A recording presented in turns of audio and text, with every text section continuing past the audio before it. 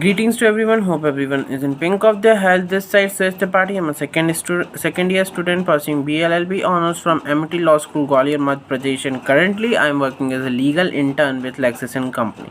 So today we are going to discuss the section 81 of IPC. So section 81 of the IPC reads as follows: Act likely to cause harm but done without criminal intent and to prevent the other harm. So this act basically deals with the acts which are done to prevent the harm but are results in the other harm. So the harm that was prevented or that is supposed to be prevented by causing the meager harm, or the harm which is not likely to cause such a great level of destruction as the harm which was to be prevented should be large to such extent that it can cause the destruction on the higher level. Also, the harm that should not be for the personal benefit of the person and should be the necessity at that time. It should be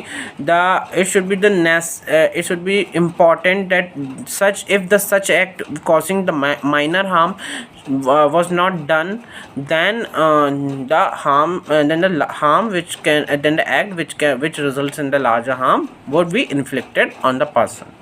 So the section reads as nothing is an offense merely by the reason of its being done with the knowledge that is likely to cause harm if it done without any criminal intention to cause harm. So here the intention plays an important role, that if you shouldn't have any criminal intention behind causing that harm through that act, and in good faith. So the act should be done with the good faith for the purpose of preventing or avoiding other harm.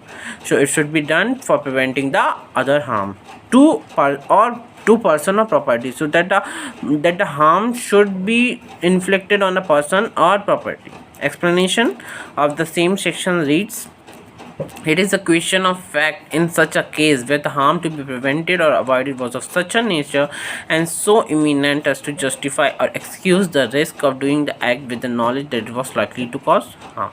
So we have to the explanation says that it is a question that the harm caused should be of such nature that if that act would not be done, or that if that act which you have done to prevent the other harm is excused, then the other harm would result into the greater danger to the property of the person. So this is it. For example, if a person is doing the activity or the offense of theft in your farm, so you can't kill that person with the justification that he's just committing a theft of your property or farm crops. So that should not be the imminent necessity at that time. You can't you can go to the court, you can take that person to the court, to the police, or you can even beat them, but killing that person is not an option at that time. So now we'll read one important case, that necessity as a reason for homicide for the there was a case called R versus Dudley and Stephens. So the crew of the yacht Mignonet were cast away in storm and were compelled to put into an open boat which had no water or food.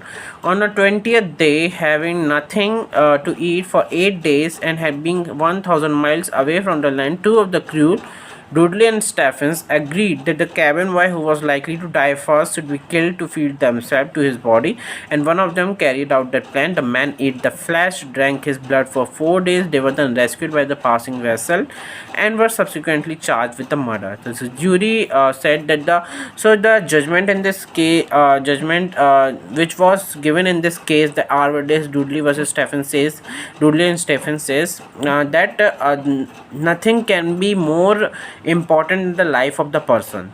You can't kill a person by giving the justification that we were going to die because if we wouldn't have killed him.